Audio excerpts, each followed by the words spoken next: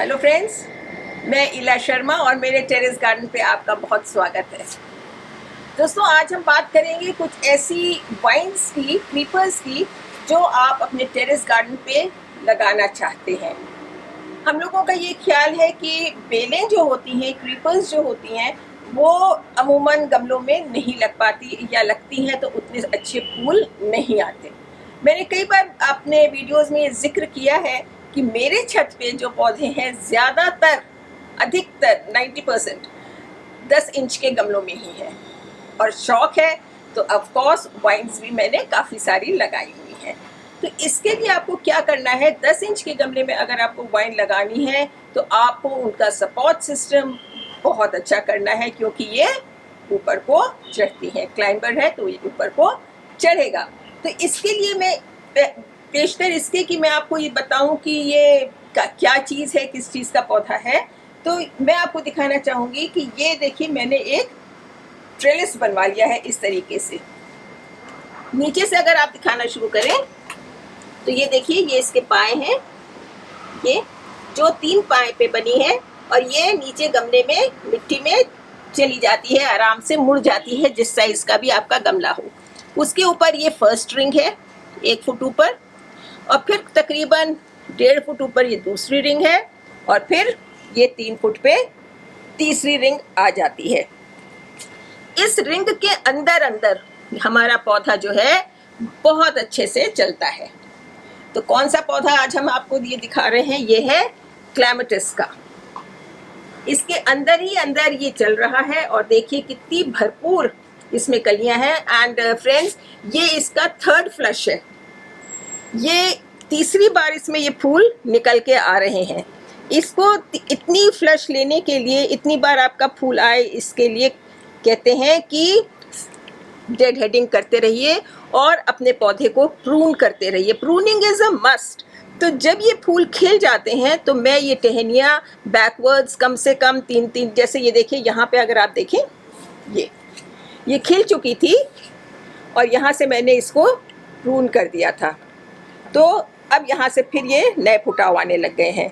ये थोड़ी कमज़ोर पड़ गई है, इसको यहाँ से हटा देंगे तो इसकी सुंदरता और अच्छी हो जाएगी। तो जब आप अगर इसको नहीं काटेंगे तो ये नीचे से इस तरह से फुटाव नहीं आएंगे और कलियाँ भी नहीं आएंगी, क्योंकि कलियाँ भी ज़्यादातर नए फुटाव में ही बनती हैं।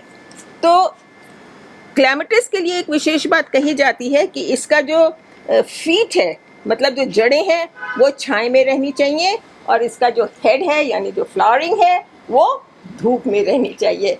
तो एक बार जब धूप में फूल आपके खिलने लग जाते हैं तो इसको थोड़ा सा आप सेमी शेड में ला सकते हैं, इनडायरेक्ट लाइट में ला सकते हैं, जिससे कि आपके फूल ज़्यादा देर तक बने रहें। वैसे all the vines are sun loving vines, इनको धूप की ज़रूरत होती है।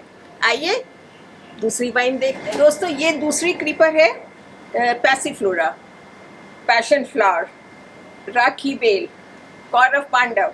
आप कई नामों से इनको, इस बेल को पहचानते होंगे। माली जी बहुत सारे नामों से इनको जानते हैं।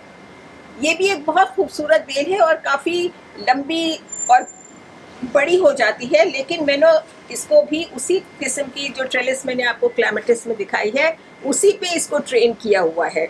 और देखिए 10 इंच के गमले में भी क्या भर के फूल आ रहे हैं, और ये भी इनका भी अब ये 3rd फ्लश है। दोस्तों, ये कलियाँ देखिए मोटी मोटी, ये कल खिलेंगी, और ये फूल आज खिल गया है। और इसको बहुत कौरव पांडव लोग इसलिए भी बोलते हैं कि ये हो गए 5 पांडव और ये हो गए हमारे 100 कौरव। और राखी बेल है क्योंकि राखी की शेप में है। अगस्त में इसकी फ्लावरिंग होती है, लेकिन अब की तो ये मेरे 2-3 महीने से बराबर खिल रही है। रक्षाबंधन के अवसर पर अधिकतर इसमें फूल आते हैं, तो आई एम ब्लेस्ड कि इसमें मेरे फूल 2-3 महीने पहले से आ रहे हैं। और देखिए कलियों की भरमार है। ये इधर भी कलियां लेने के लिए दोस्तों आपके प्लांट का हेल्दी होना बहुत ज़रूरी है। हेल्दी होने से मतलब है कि डिजीज़ फ्री हो, पत्तियों को भरपूर खुराक मिलती हो, ऐसा उनकी रूपरेखा से आपको स्पष्ट नज़र आता होगा। और दूसरी बात ये है कि खुराक जो देने का टाइम है, उस टाइम पर अगर आप इसमें फीडिंग करते हैं तो आपकी कलियां निकलती हैं। तो अब इसकी फीडिंग कब करनी है? जब फीड हमको करनी है इसके, क्योंकि जुलाई अगस्त में ये खिलती है, तो उससे पहले मई जून में हमें इसमें खाद देनी शुरू कर देनी चाहिए, जिससे कि हमारी कलियां बननी शुरू हो जाएं। और जैसे ही ये फूल ख़त्म हो जाता है, इतना खूबसूरत फूल है लेकिन ये एक दिन का मेहमान होता है, ये सवेरे तक ख़त्म हो जाएगा, बंद हो जाएगा। तो इतने खूबसूरत फूल लेने के लिए आपको फीडिंग करते रहना है इसमें। और अगर मिट्टी की बात करें तो जैसा मैं हमेशा कहती हूँ, soil should be very well drained, organic matter से भरपूर होनी चाहिए। तो अगर आप खाद महीने में एक बार देते हैं तो आपको फिर ज़्यादा खाद और बीच में देने की इसमें ज़रूरत नहीं है। फ्लावरिंग के टाइम पे ध्यान रखिएगा कि नमी ज़रूर बनी रहे आपकी मिट्टी में, नहीं तो अगर एक बार कलियां सूख गई तो दिक्कत हो जाएगी, फूल नहीं बनेगा, कलियां क्योंकि सूख चुकी हैं। ये कई रंगों में आता है, ये पर्पल है, ब्लू में आता है, वाइट में आता है, रेड में है, पिंक में है। अब ये वाला जो मेरा है, ये देखिए, ये रेड कलर का पैसिफ्लोरा की वाइन है। अभी तक इसमें एक दो बार फूल आए हैं, इस समय कलियां एक भी नहीं है। ये रेड है एंड दिस इज पर्पल। और कोशिश में हूँ कि और कलर्स भी मुझे मिल जाए, स्पेशली वाइट।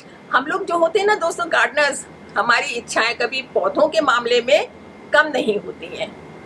लगता है ये भी हो जाए वो भी हो जाए, लेकिन जगह का रेस्ट्रेन होता है तो थोड़ी से मन को मारना भी पड़ता है। आइए दिखाते हैं दूसरी वाइन। तो दोस्तों हमारा तीसरा प्लांट है, ये जो वाइन आप देख रहे हैं, अपराजिता की। अपराजिता को भी कई नामों से जाना जाता है, ब्लू बेल्स या शंख पुष्पी, अपराजिता, क्लिटोरस, ये सब नामों से ये कॉमनली पहचानी जाती है। ये एक बहुत तेज़ी से बढ़ती हुई बेल है और आयुर्वेद में भी इसका बहुत जिक्र किया गया है। इसकी मेडिसिनल वैल्यू बहुत ज़्यादा है। और इसके जो फूल होते हैं ना, जो अभी जुलाई से खिलना शुरू हो जाते हैं, बरसातों में ये प्रोफ्यूजली फ्लावरिंग प्लांट है। और इसकी जो फूलों से जो चाय बनती है, आप फूल ले लीजिए इसके और उसके ऊपर गर्म पानी डाल के उनका जो इन्फ्यूजन तैयार होता है उसको आप सिप करते हैं, धीरे धीरे चुस्की लेके पीते हैं। और अगर फ्लेवर के लिए थोड़ा सा नींबू उसमें ऐड कर देते हैं तो कलर भी उसका इन्हांस होता है। वो आपकी हेल्थ को और नर्व्स को बहुत सूद करता है, बहुत आराम पहुंचाता है, आपको एक शांति सी महसूस होती है। आयुर्वेद में बहुत इसका जिक्र है और इसकी रिलीजियस सैंक्टिटी भी है, कहते हैं बहुत पायस होता है। इसकी जो उपस्थिति आपके अगर घर में है तो ये पॉजिटिविटी आपके घर में लाता है, आपकी आर्थिक स्थिति को भी ये मजबूत करता है। लेकिन जो भी कारण हो, हम तो लगाते हैं इसको इसकी सुंदरता के लिए। तो ये बहुत आप देख रहे हैं, इसकी टेंड्रल्स खूब जल्दी जल्दी बढ़ जाते हैं। तो चूंकि ये मेरी सब गमलों में है तो मुझे इनको बराबर प्रून करते रहना पड़ता है। प्रूनिंग बहुत एसेंशियल एक ऑपरेशन होता है प्लांट्स की स्थिति को, उसकी शेप को मेंटेन करके रखने के लिए। अगर आपके प्लांट्स हैफजर्डली बढ़ेंगे तो दोस्तों आपके जो वैसे एक कहते हैं जंगल लुक भी होती है, अपनी अपनी सोच है, लेकिन मुझे गार्डन में जरा प्रॉपर्ली ट्रिम्ड और अच्छे से रखे हुए पौधे अच्छे लगते हैं। यदा कदा एक दो ब्रांच इधर उधर हो जाए तो कोई प्रॉब्लम नहीं होती है। जिससे इस समय लग रहा है कि देखिए ये सब आकाश की तरफ जा रहे हैं और कितने अच्छे लग रहे हैं। लेकिन अगर मैं इनको आगे जाके ट्रिम नहीं करूँगी तो जैसा कि मैं बार बार कहती हूँ, मेरी छत पर जगह कम है तो ये बगल वाले पेड़ पे जाके निपट जाती हैं इसकी ये जो टेंड्रल्स हैं, और फिर मुझे बड़ी परेशानी होती है उनको अलग करने में, क्योंकि दूसरे प्लांट को फिर ये ओवरटेक कर लेती हैं। और दोस्तों इसको बराबर धूप चाहिए, 4 से 6 घंटे की, ये मत भूलिएगा अगर आपको अच्छी फ्लावरिंग चाहिए होती है। और आप देखिए इसमें चूँकि फ्लावरिंग हो चुकी है तो इसमें आपको दिख जाएंगे सीड पॉड्स। ये देखिए खूब से इसमें सीड पॉड्स तैयार हो गए हैं, ये इस तरह से, इधर भी हैं ये देखिए। तो ये इसी में आप रहने दीजिए जब तक ये ब्राउन नहीं हो जाती फलियाँ। एकदम ब्राउन होके ये क्रैक हो जाएंगी और इसके अंदर से आपको बीज काले रंग के निकल आएंगे। ये बीज आप फरवरी मार्च में लगा सकते हैं, तो इस समय फिर आपको इसमें खूबसूरत फूल देखने को मिल जाते हैं। इसमें भी दोस्तों 2-3 रंग आते हैं। ये मेरी पर्पल कलर की है, पिंक भी आता है, वाइट भी आता है और डबल पेटल्स भी आते हैं। ये सिंगल पेटल्ड है। आजकल हर चीज़ का आप देख रहे हैं हाइब्रिड वैरायटीज़ हैं, तो डबल पेटल्ड भी आते हैं। सॉइल की बात करें तो सॉइल आपको इसकी हर समय मॉइस्ट रखनी है। अगर इसकी सॉइल बाय चांस सूख जाती है तो इसकी पत्तियां जो हैं एकदम मुरझा जाती हैं, जो हमको देखने में भी अच्छा नहीं लगता है।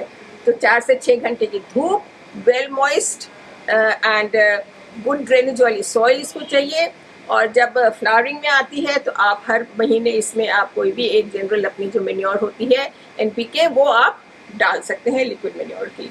आपका पौधा इसी तरह से हरा भरा और सुंदर दिखता रहे। दोस्तों ये जेकोमेंशिया का पौधा है और मैं आपको बताऊं, हम कहीं बाहर घूमने गए थे उदयपुर शायद, तो वहाँ पे जो रिजॉर्ट में हम रुके थे वहाँ देखा था पूरी की पूरी एक दीवार पे ये चढ़ा हुआ था और बड़े खूबसूरत नीला रंग जो इनका था ना, ये बड़ा अलग तरह का नीला रंग था जो मेरे मन को भा गया था। और जब से मेरे मन में ये ललक थी कि ये पौधा मेरे पास होना चाहिए, तो दोस्तों जहाँ चाहा है वहाँ रहा है। ऐसे ही दोस्तों से डिस्कस हो रहा था तो मुझे एक ने ये प्यारा सा पौधा एक गिफ्ट कर दिया and I am so thankful to her. तो ये मैंने भी इसी में ट्रेन किया है 10 इंच के गमले में। बहुत इन्वेसिव है, ये भी बहुत जल्दी बढ़ता है और इसके जो आप देख रहे हैं लपक के दूसरे पौधे पर चढ़ जाती हैं इसकी टेंड्रिल्स जो हैं और उनको अपने लपेटे में ले लेती हैं। तो बराबर मुझे इसकी प्रूनिंग करती रहना पड़ रहा है। जब ये फ्लावरिंग में था दोस्तों 2 महीने पहले, बहुत ही खूबसूरत था। तो मैं चाहूँगी कि आप इसको ज़रूर लगाएं क्योंकि फॉलिएज की अपनी इसकी खूबसूरती होती है।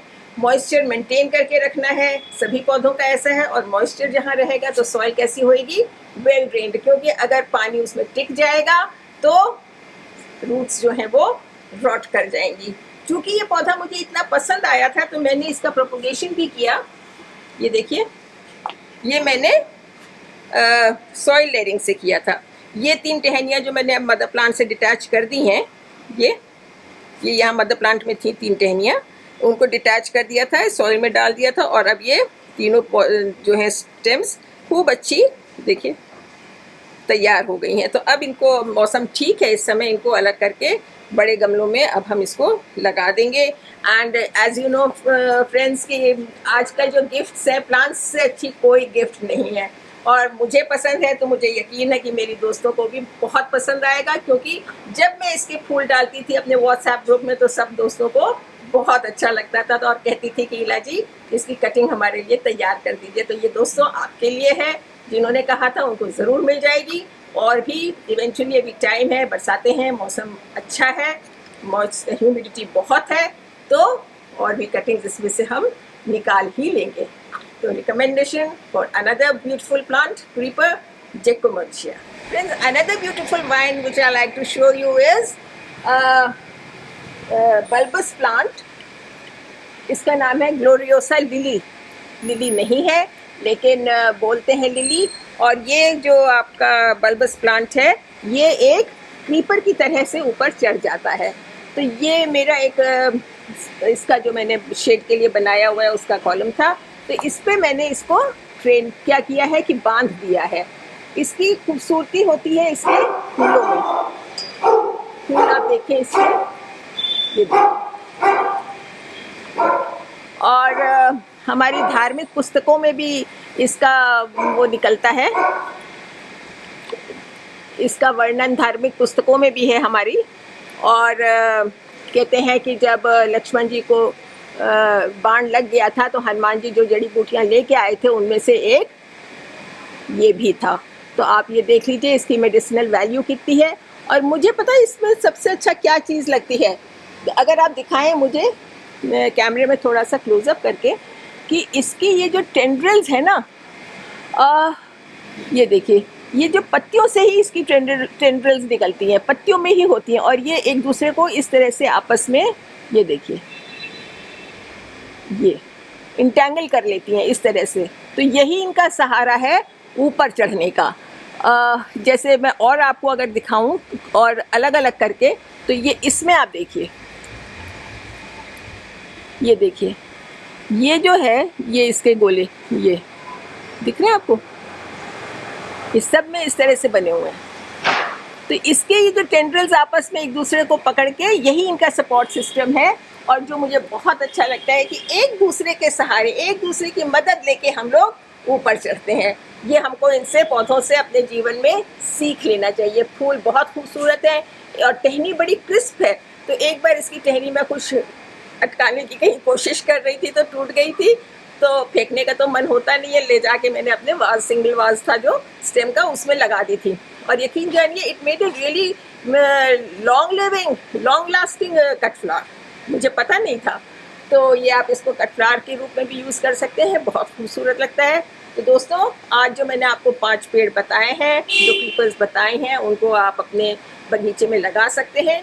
और गर्मियों में स्पेशली जब फूलों की बहार थोड़ी छट जाती है, तब आपके बगीचे में ये फूल खिलते रहेंगे, आपके बगीचे को महकाते रहेंगे। सबसे बड़ी बात है, क्लैमाटिस की खुशबू इतनी प्यारी है, पैसिफलोरा के फूल इतने बड़े बड़े हैं, दूर से नज़र पकड़ते हैं। तो उनको ज़रूर लगाइएगा। Good day, and don't forget to like, share and subscribe to my YouTube channel. Thank you so much.